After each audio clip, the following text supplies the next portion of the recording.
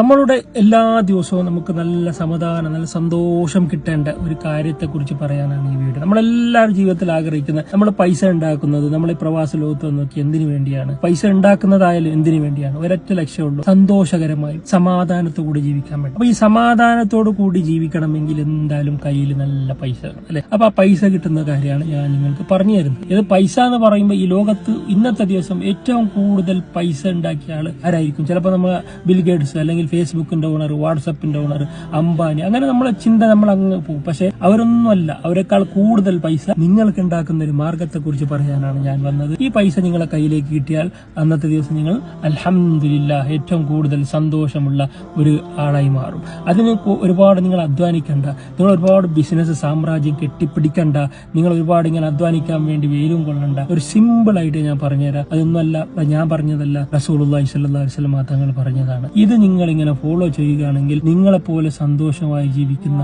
ഒരു മനുഷ്യൻ ഈ ലോകത്ത് വേറെ ഉണ്ടാവില്ല. അതിന് നിങ്ങൾ ആദ്യം ചെയ്യേണ്ട കാര്യം എന്ന് പറഞ്ഞാൽ സുബഹിക്ക് മുമ്പുള്ള 2 റക്അത്ത് സുന്നത്ത് നിസ്കരിക്കുക എന്നുള്ളതാണ്. സുബഹിക്ക് മുമ്പുള്ള 2 റക്അത്ത് സുന്നത്ത് നിസ്കരിച്ചാൽ അവന് ഈ ലോകവും അതിലുള്ള മുഴുവനും വസ്തുക്കളും ലഭിച്ചതുപോലെയാണെന്ന് പുണ്യ റസൂൽ. അതായത് ഈ ലോകത്തിലുള്ള എല്ലാ വസ്തുക്കളും, ലോകവും അതിലുള്ള എല്ലാ വസ്തുക്കളും നിങ്ങൾക്ക് പൈസ കൊടുത്തൊന്നും മേടിക്കാൻ പറ്റില്ല, പക്ഷെ അത് കിട്ടിയതുപോലെയാണെന്ന് റസൂൽ പറയുമ്പോൾ അന്നത്തെ ദിവസം ആ ഒരു 2 റക്അത്ത് സുന്നത്ത് നിസ്കരിച്ചാൽ തന്നെ നിങ്ങൾക്ക് അതൊക്കെ കിട്ടിയതുപോലെ സന്തോഷം അല്ലാഹു നിങ്ങൾക്ക് ഇട്ടുതരും. നിങ്ങൾ അന്ന് തന്നെ കിങ്കായി കഴിഞ്ഞു. അത് വെറും 2 റക്അത്ത് മുമ്പുള്ള സുന്നത്ത് നിസ്കാരം. അതുപോലെ ഫജ്ർ ജമാഅത്ത് നിസ്കരിച്ചാലോ അത് പിന്നെ പറയേണ്ട ആവശ്യമില്ല. സുന്നത്തിനകത്ത് നിസ്കരിച്ചാൽ, ജമാഅത്ത് ഫോറിൽ നിസ്കരിച്ചാൽ, മുട്ടുകുത്തിയെങ്കിലും നിങ്ങൾ പള്ളിയിലേക്ക് എത്തുമെന്ന് റസൂലുള്ള പറഞ്ഞ അത്രയും ശ്രേഷ്ഠമായ ഫജ്റും കൂടി നിങ്ങൾ നിസ്കരിച്ചാൽ അൽഹംദുലില്ലാഹ് നിങ്ങൾ അന്നത്തെ ദിവസത്തിന്റെ എല്ലാം നേടേണ്ടതൊക്കെ നേടിക്കഴിഞ്ഞു. അതിനുശേഷം നിങ്ങൾ കുറച്ച് നിസ്കാരം കഴിഞ്ഞ ദിക്റുകൾ, ആ നിസ്കാരം കഴിഞ്ഞുള്ള ദിക്ർ, അതുപോലെ ഒരു 2-3 പേജ് ഖുർആൻ അല്ലെങ്കിൽ ഒരു ജുസ് ഖുർആൻ ഒക്കെ ഓതി ആ സൂര്യൻ വെളുക്കുന്നത് വരെ അവിടെ ഇരിക്കാൻ പറ്റുന്നെങ്കിൽ അങ്ങനെ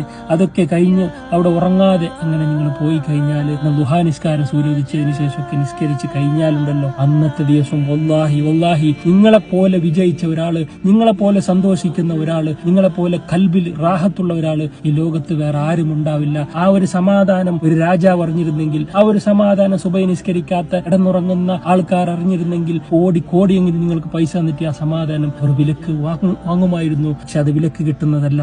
അത് പള്ളിയിലേക്ക് തന്നെ പോകണം. സുബഹിക്ക് മുമ്പുള്ള 2 റക്അത്ത് നിസ്കരിച്ചവർ, ജമാഅത്ത് നിസ്കരിച്ചവർ, അതുപോലെ ദുഹാ നിസ്കരിച്ചവർ, അതുകൂടാതെ തഹജ്ജുദ് നിസ്കരിച്ച ആൾക്കാരാണെങ്കിൽ മാഷാ അല്ലാഹ് നിങ്ങൾക്ക് എന്നും വേണ്ട, നിങ്ങൾക്ക് നിങ്ങളുടെ ആനയുടെ വില അറിയില്ല എന്ന് പറയുന്നത് പോലെ നിങ്ങളുടെ സമാധാനത്തിന്റെ വില നിങ്ങൾക്കറിയില്ല.